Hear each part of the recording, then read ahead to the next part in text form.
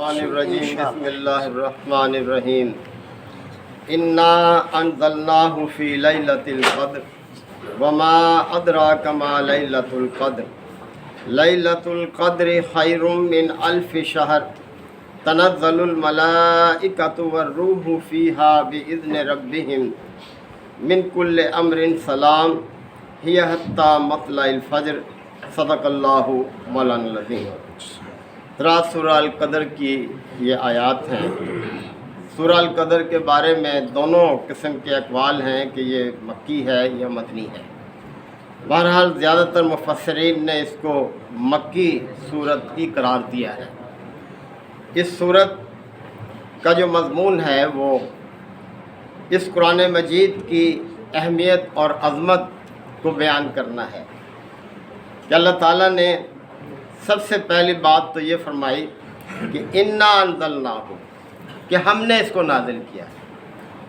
قریش مکہ طرح طرح کی باتیں بنا رہے تھے کہ نعوذ باللہ یہ شخص خود اپنی طرف سے گھڑتا ہے اور اللہ تعالیٰ کی طرف اس کو منسوب کر دیتا ہے، یا جنات اس کو یہ باتیں آ کر بتلاتے ہیں، جنات اس کے قابو میں ہیں اور یہ اللہ کی طرف منسوب کرتا ہے۔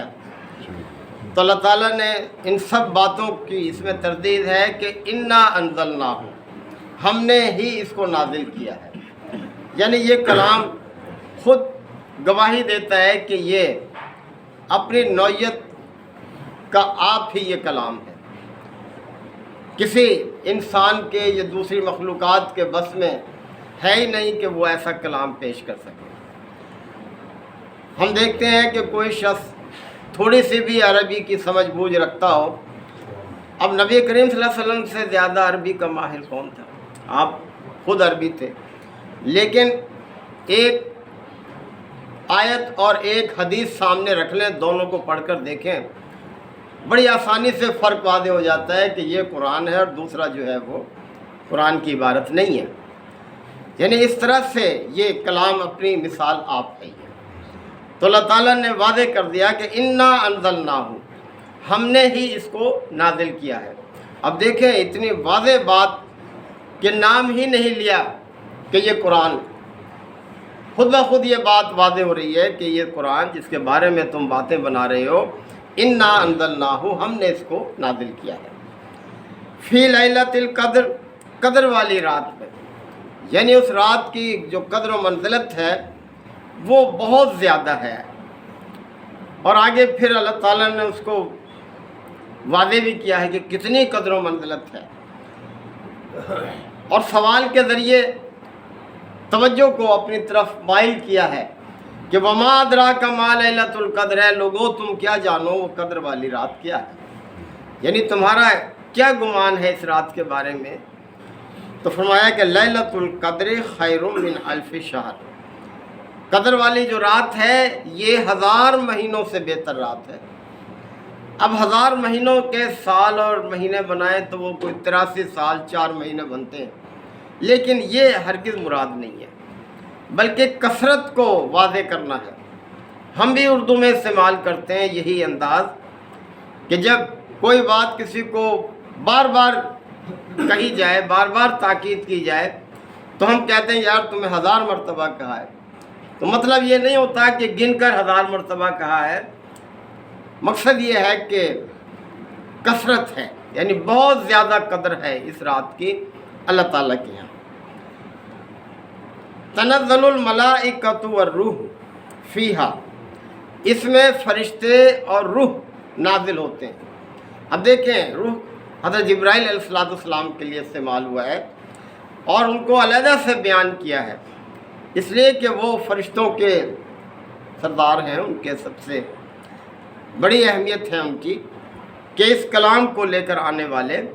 تو فرمایا کہ یہ وہ رات ہے جس میں فرشتے اور روح الامین نازل ہوتے ہیں بِإِذْنِ رَبِّهِمْ، اور یہ بھی واضح کر دیا کہ وہ اپنی مرضی سے نہیں آتے، انہیں اختیار نہیں ہے کہ اپنی مرضی سے زمین پر آ جائیں، بلکہ بِإِذْنِ رَبِّهِمْ، اپنے رب کے اذن سے، اپنے رب کے حکم سے آتے ہیں، اللہ تعالیٰ بھیجتا ہے ان کو۔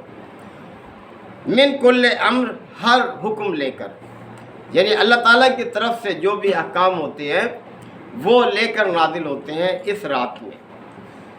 پھر فرمایا سلام، یہ رات سلامتی ہے، سراسر سلامتی والی رات ہے۔ اور اس کے حوالے سے ایک فرمان نبی کریم صلی اللہ علیہ وسلم کا یہ ہے کہ من قام لیلۃ القدر غفر لہ ما تقدم من ذنبہ، کہ جس نے اس قدر والی رات میں قیام کیا اس کے سابقہ سب گناہ جو ہیں وہ معاف کر دیے جاتے ہیں۔ تو یہ قدر و منزلت ہے اس رات کی۔ اور فرمایا کہ ہی حتی مطلع الفجر، یہ رات طلوع فجر تک سلامتی والی رات ہے، یعنی غروب آفتاب سے شروع ہوتی ہے رات کا وقت، آفتاب کے غروب ہونے سے شروع ہوتا ہے ہر روز۔ تو یہ رات غروب آفتاب سے لے کر طلوع فجر تک سلامتی والی رات ہے۔ تو اس رات کی اتنی بڑی اہمیت ہے کہ اللہ تعالیٰ نے اپنی یہ عظیم نعمت قرآن مجید جو ہے اس رات میں نازل کیا۔